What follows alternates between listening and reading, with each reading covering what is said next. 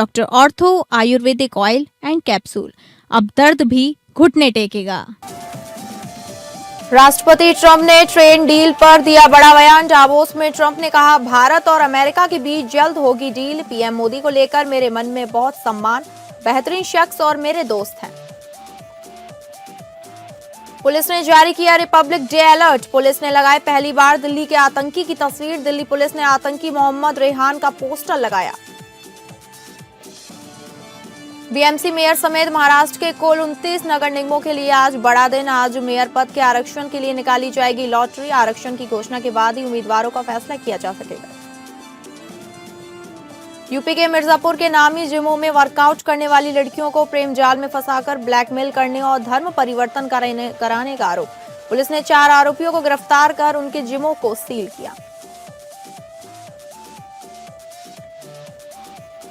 नमस्कार, आप सभी का स्वागत है और मैं हूं आपके साथ अंकिता सिंह। बुलेटिन की शुरुआत करेंगे बड़ी खबरों का रुख करके, जहां राष्ट्रपति ट्रंप ने ट्रेड डील पर बड़ा बयान दिया है। जल्द होगी भारत और अमेरिका के बीच डील। पीएम मोदी को लेकर मेरे मन में बहुत सम्मान है, बोले ट्रंप। पीएम मोदी बेहतरीन शख्स और मेरे दोस्त हैं। अमेरिका के साथ डील को लेकर चल रही अटकलों के बीच एक बड़ा अपडेट सामने आया है। यह अपडेट एक बार फिर खुद राष्ट्रपति ट्रंप ने दिया। दावोस में बीते बुधवार को उन्होंने भारत के साथ डील को लेकर कई सकारात्मक संकेत दिए हैं। अमेरिकी राष्ट्रपति ट्रंप इस समय स्विट्जरलैंड के दावोस में हैं, जहां उन्होंने वर्ल्ड इकोनॉमिक फोरम को संबोधित किया। ट्रंप ने अपने संबोधन के बाद भारतीय मीडिया संग बातचीत में प्रधानमंत्री नरेंद्र मोदी और भारत के साथ अमेरिका की ट्रेड डील पर भी बात की। ट्रंप ने मीडिया संग बातचीत में भारत अमेरिका ट्रेड डील पर कहा कि आपके प्रधानमंत्री मोदी को लेकर मेरे मन में बहुत सम्मान है। वह बेहतरीन शख्स हैं और मेरे दोस्त हैं। हमारे बीच बेहतरीन ट्रेड डील होने जा रही है। बता दें कि भारत और अमेरिका के बीच व्यापार वार्ताएं टूट गईं, जिसके बाद राष्ट्रपति डोनाल्ड ट्रंप ने अगस्त में भारतीय वस्तुओं पर शुल्क बढ़ाकर 50% कर दिया था। यह दुनिया में सबसे ऊंची टैरिफ दरों में शामिल है। इसमें रूस से तेल खरीदने पर भारत पर अतिरिक्त 25% शुल्क लगाया गया है। भारत ने पिछले सप्ताह कहा था कि दोनों देश फरवरी पिछले साल से बातचीत पर सहमत होने के बाद से कई बार किसी समझौते के करीब पहुंचते हैं। इससे पहले भारत में अमेरिकी राजदूत के तौर पर पदभार संभालने के बाद सर्जियो गौर ने कहा था कि ट्रेड डील को लेकर दोनों देश सक्रिय रूप से बातचीत जारी रखे हुए हैं। वास्तव में व्यापार पर अगली बातचीत कल होगी। और ज्यादा जानकारी के साथ हमारे इनपुट हेड मनीष राज सिंह हमारे साथ जुड़ गए हैं। मनीष, अमेरिका और भारत के बीच जो ट्रेड डील को लेकर पहले टैरिफ बढ़ा दिया था और अब ट्रंप ने बहुत बड़ा ऐलान कर दिया है, तो और इसको लेकर क्या जानकारी आ रही है? आगे क्या हो सकता है भारत अमेरिका के बीच ट्रेड डील को लेके?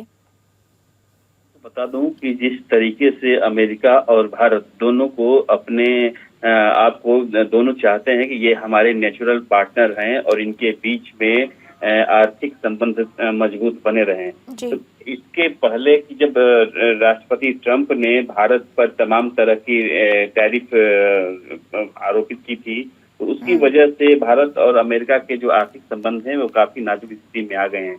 तमाम वार्ताओं के बाद भी भारतीय और अमेरिका के बीच में जो ट्रैफिक नीतियां हैं वो परवान नहीं चढ़ी। लेकिन वर्ल्ड इकोनॉमिक फोरम की जो बैठक हो रही है स्विट्जरलैंड के दावोस में, वहां जब ट्रंप पहुंचे हैं तो उन्होंने भारत के साथ आर्थिक संबंधों पर एक बड़ी बात कही है। उन्होंने कहा है कि प्रधानमंत्री नरेंद्र मोदी और हमारे बहुत अच्छे दोस्त हैं और अमेरिका की ट्रेड डील पर उन्होंने ये उम्मीद जताई कि जल्द ही अमेरिका और भारत के बीच में एक बहुत अच्छी ट्रेड डील होने जा रही है। इससे पहले मैं आपको बता दूं कि कुछ दिनों पहले जब भारत में अमेरिकी राजदूत सर्जियो गौर पहुंचे थे, उन्होंने भी कहा था कि ट्रेड डील को लेकर कि दोनों देशों में सक्रिय रूप से बातचीत जारी रखी है और बहुत जल्द ही इस पे कुछ अच्छा सुनने को मिलेगा। तो ऐसे में ट्रंप ने तो आश्वासन दिया है और अभी कुछ दिनों पहले जैसी खबरें आई थी कि बैकडोर से भी आर्थिक तमाम नीतियों पर अमेरिका और भारत की टीमें जो हैं बातचीत कर रही हैं और हो सकता है कि कुछ दिनों के अंदर या इस महीने में भारत और अमेरिका की ट्रेड डील साइन हो जाए।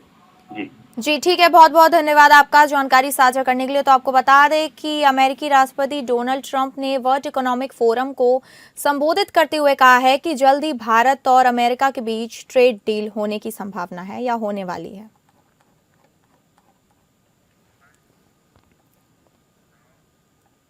और अगली बड़ी खबर का रुख करेंगे। रिपब्लिक डे अलर्ट, पुलिस ने जारी किया रिपब्लिक डे अलर्ट। पोस्टर में पहली बार दिल्ली के आतंकी की तस्वीर। दिल्ली पुलिस ने आतंकी मोहम्मद रेहान का पोस्टर लगाया।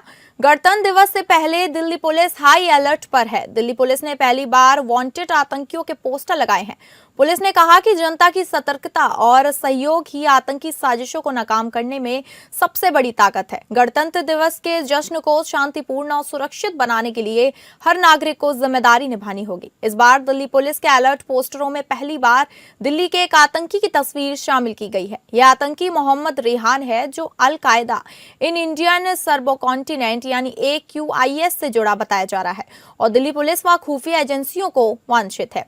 77वें गणतंत्र दिवस से ठीक पहले दिल्ली पुलिस और सुरक्षा एजेंसियां पूरी तरह मुस्तैद हैं। खुफिया इनपुट्स के आधार पर हाई अलर्ट जारी करते हुए पुलिस ने शहर के प्रमुख रेलवे स्टेशनों, बस स्टैंडों, मेट्रो स्टेशन और भीड़ भाड़ वाले बाजारों में कुख्यात वांटेड आतंकियों के पोस्टर चस्पा किए हैं। रविवार रात को नई दिल्ली रेलवे स्टेशन पर भी दिल्ली पुलिस ने पोस्टर लगाए और सुरक्षा बढ़ाई।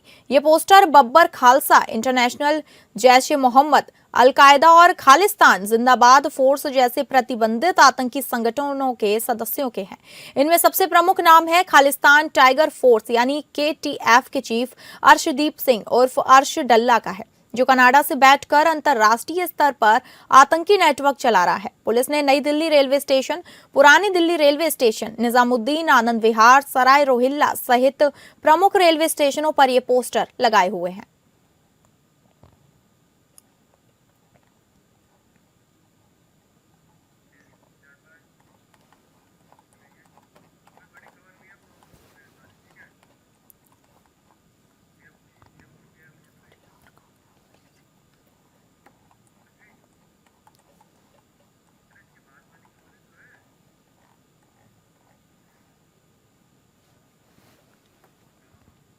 और अगली खबर का रुख करेंगे, जहां मुंबई का मेयर कौन होगा। BMC रिजल्ट के बाद भी बड़ा सवाल है। भाजपा एकनाथ शिंदे की शिवसेना या उद्धव गुट। मेयर की महाभारत में कौन बाजी मारेगा, उसके लिए आज का दिन निर्णायक है। आज मुंबई नगर निगम सहित राज्य के कुल 29 नगर निगमों के लिए लॉटरी निकाली जाएगी। मेयर पद के आरक्षण के लिए लॉटरी बारी बारी से निकाली जाएगी। अब उद्धव ठाकरे की किस्मत भगवान भरोसे है। अगर उनकी किस्मत अच्छी रहती है तो उद्धव ठाकरे हार कर भी BMC चुनाव का बाजीगर बन सकते हैं। वैसे भी BMC यानी ब्रह्ममुंडीय म्यूनिसिपल कॉर्पोरेशन के नतीजे घोषित होने के बाद उद्धव ठाकरे ने कहा था कि अगर भगवान चाहेंगे तो मुंबई का अगला मेयर शिवसेना यानी UBT से होगा। आरक्षण की घोषणा के बाद ही उम्मीदवारों का फैसला किया जा सकेगा। अगर लॉटरी सिस्टम में मुंबई के मेयर को अनुसूचित जनजाति यानी ST का आरक्षण मिलता है तो स्थिति पूरी तरह से बदल जाएगी। अगर मुंबई सीट पर लॉटरी में SC सीट वाली पर्ची निकलती है तो यहां उद्धव गुट का मेयर बन सकती है, कारण कि केवल उद्धव गुट के पास ही ST कैटेगरी के पार्षद हैं। 89 सीटों वाली सबसे बड़ी पार्टी भाजपा और उसकी सहयोगी शिंदे सेना के पास ST कैटेगरी का कोई भी नया चुना हुआ और कॉर्पोरेटर नहीं है। हालांकि उद्धव गुट वाली शिवसेना के पास ST कैटेगरी के 2 कॉर्पोरेटर हैं। BMC के वार्ड नंबर 53 से जितेंद्र वाल्वी और मुंबई के वार्ड नंबर 121 से प्रियदर्शनी ठाकरे। इसलिए बहुमत न होने के बावजूद भी वह मुंबई मेयर का पद हासिल कर सकते हैं, क्योंकि आरक्षण नियमों के अनुसार ST या SC पद उसी कैटेगरी के चुने हुए कॉर्पोरेटर को मिलते हैं, चाहे पार्टी की ताकत कुछ भी हो।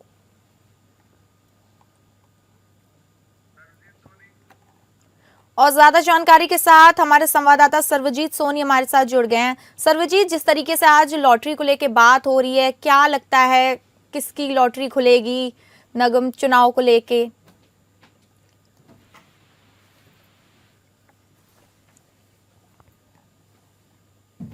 जो मेयर मुंबई का जो सबसे ब्रेन मुंबई महानगर पालिका है, उसके मेयर पद के चुनाव के लिए तमाम जो सस्पेंस जारी है। हालांकि आज जो लॉटरी निकलेगी उसमें देखना है कि क्या महायुति में जो एसटी का अगर निकलता है तो कहीं ना कहीं महायुति को एक बड़ा झटका लगेगा, क्योंकि भाजपा के पास ना ही शिंदे के पास कोई भी एसटी कैटेगरी का पार्षद नहीं जीता है।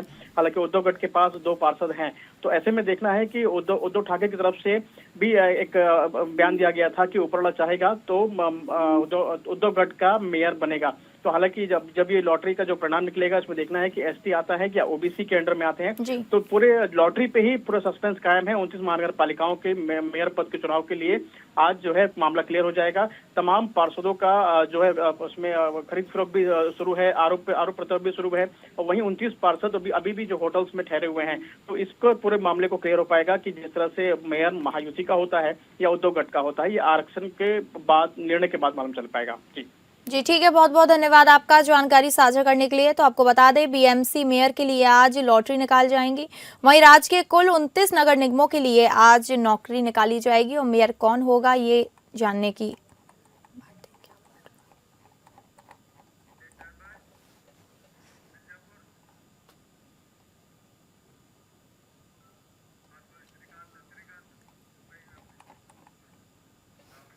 और अगली खबर का रुख करेंगे, जहां शिवसेना सांसद श्रीकांत शिंदे ने कहा कि भले ही भारतीय जनता पार्टी और शिवसेना ने चुनाव अलग अलग लड़े हों, लेकिन सत्ता महायुति की ही बनेगी।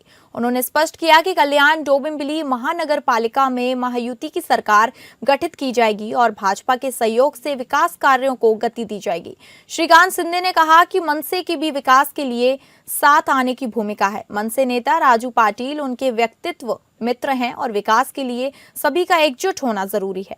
उन्होंने ये भी बताया कि मनसे की ओर से शिवसेना महायुति को समर्थन दिया गया है। सत्ता स्थापना से जुड़े सभी अधिकार उप मुख्यमंत्री एकनाथ शिंदे के पास हैं। जल्द ही भाजपा प्रदेश अध्यक्ष रविंद्र चौहान के साथ शिंदे साहब की बैठक होने की संभावना है, जिसमें महापौर, उप महापौर और सभापति पदों के बंटवारे पर फैसला लिया जाएगा। कुछ नगर सेवकों की उपलब्धता को लेकर फिलहाल स्पष्ट जानकारी देना संभव नहीं है। उन्होंने ये भी कहा कि कल्याण डोंबिवली के साथ साथ उल्हासनगर में भी महायुति की ही सत्ता बनेगी। भाजपा को अलग रखकर सत्ता बनाने का कोई सवाल नहीं है। भाजपा, शिवसेना और मनसे मिलकर सरकार बनाएंगे। उल्हासनगर में शिवसेना, भाजपा, वंचित और अपक्ष के सहयोग से सत्ता गठन होगा। सभी दल एक साथ आएंगे तो विकास कार्यों में कोई बाधा नहीं आएगी। सत्ता में स्थिरता रहेगी और भविष्य में विकास के नाम पर वास्तविक विकास किया जाएगा।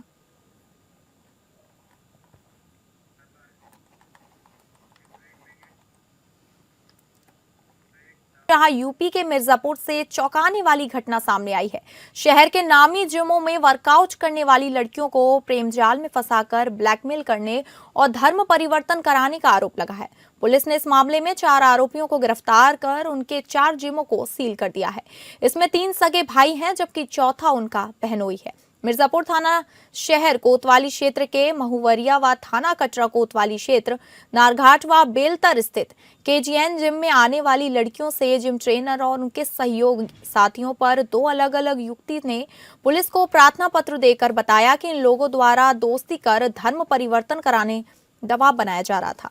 शहर के केजीएन जिम में युवतियां एक्सरसाइज करने जाती थी। उनका आरोप है कि जिम संचालक और उसके ट्रेनर उनसे पहले दोस्ती करते, उसके बाद बगलाकर धर्म परिवर्तन करा देते। आरोप है कि युवतियों का वीडियो बनाकर उनसे वसूली और यौन शोषण भी करते थे।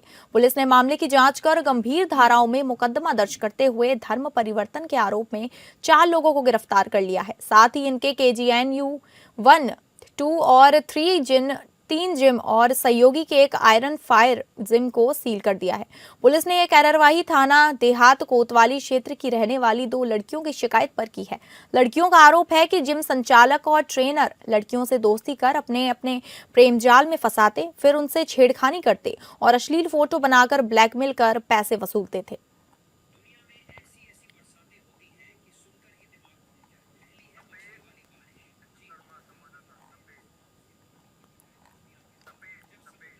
और ज्यादा जानकारी के साथ हमारे संवाददाता तपेश हमारे साथ जुड़ गए हैं। तपेश, पूरा मामला क्या है, विस्तार से बताइए।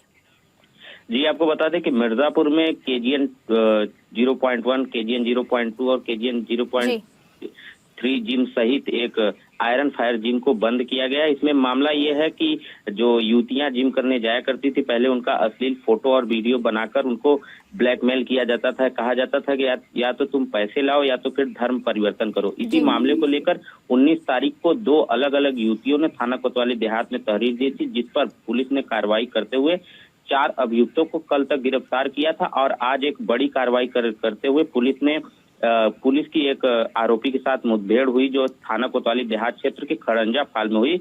मुठभेड़ में आरोपी फरीद को पुलिस ने गिरफ्तार किया, साथ ही आरोपी के पैर में गोली लगी है। ठीक है, बहुत बहुत धन्यवाद आपका जानकारी साझा करने के लिए। तो आपको बता दें कि मिर्जापुर की इस जिम में लड़कियों से दोस्ती और ब्लैकमेल कर धर्म परिवर्तन का खेल चल रहा था। वहीं इस पूरे घटनाक्रम में आरोपियों में 3 सगे भाई और चौथे बहनोई को पुलिस ने गिरफ्तार कर लिया है।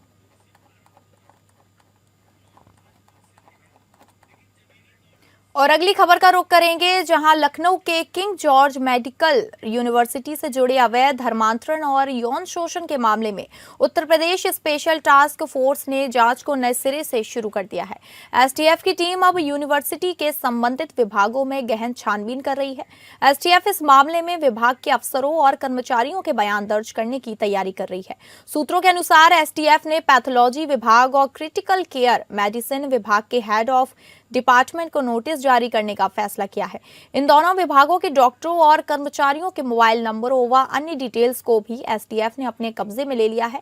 इनसे बयान दर्ज कराकर मामले की हर परत को खोलने की कोशिश की जा रही है। जांच एजेंसी मुख्य आरोपी डॉक्टर रमीज मलिक के आगरा कनेक्शन को भी बारीकी से खंगाल रही है। आगरा में डॉक्टर रमीज के पुराने सहयोगी और वहां से संचालित होने वाले व्हाट्सएप ग्रुप इस्लामिक मेडिकोस के बारे में जानकारी जुटाई जा रही है। एसटीएफ इस ग्रुप के एडमिन और अन्य सदस्यों की पहचान कर उनसे पूछताछ करने की तैयारी में है। यह ग्रुप कथित तौर पर मेडिकल छात्रों के बीच धार्मिक गतिविधियों और संभावित नेटवर्क को बढ़ावा देने से जुड़ा माना जा रहा है।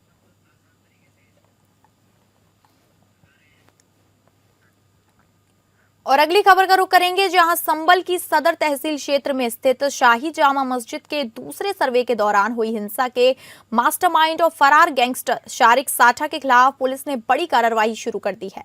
कोर्ट के आदेश पर पुलिस ने शारिक साठा की अवैध संपत्ति की कुर्की की है। सुबह से ही 5 थानों नखासा, रायसत्ती, संभल, कोतवाली, हयातनगर और एएसटीयू की 100 से अधिक पुलिस कर्मियों की टीम शारिक साठा के नखासा थाना क्षेत्र के मोहल्ला हिंदूपुरा खेड़ा पजाया में स्थित घर पहुंची। पुलिस प्रशासन ने कुर्की की प्रक्रिया के लिए पूरी तैयारी की थी और इलाके में डुगडुगी बजाकर सार्वजनिक सूचना कराई गई। पूरे इलाके को छावनी में तब्दील कर दिया गया। मौके पर एएसपी उत्तरी कुलदीप सिंह, असमोली सीओ कुलदीप कुमार, तहसीलदार संभल धीरेन्द्र कुमार सिंह, लेखपाल ज्ञानेश कुमार, राहुल कुमार धारीवाला समेत कई अन्य अधिकारी मौजूद रहे। पुलिस के मुताबिक शारिक साठा भारत का सबसे बड़ा ऑटो लिफ्टर है, जिस पर 60 से ज्यादा मुकदमे दर्ज है। वह एक साल में 300 से अधिक लग्जरी गाड़ियां चोरी कराता था। फिलहाल वह दुबई में बैठकर अपराध का नेटवर्क चला रहा है। इस विषय में जानकारी देते हुए तहसीलदार संभल धीरेन्द्र प्रताप सिंह ने बताया कि फरार अभियुक्त के मकान को आइडेंटिफाई करके मकान की कुर्की की कार्यवाही की गई है। जनपद की फोर्स और राजस्व विभाग की टीम ने कुर्की की कार्यवाही की है।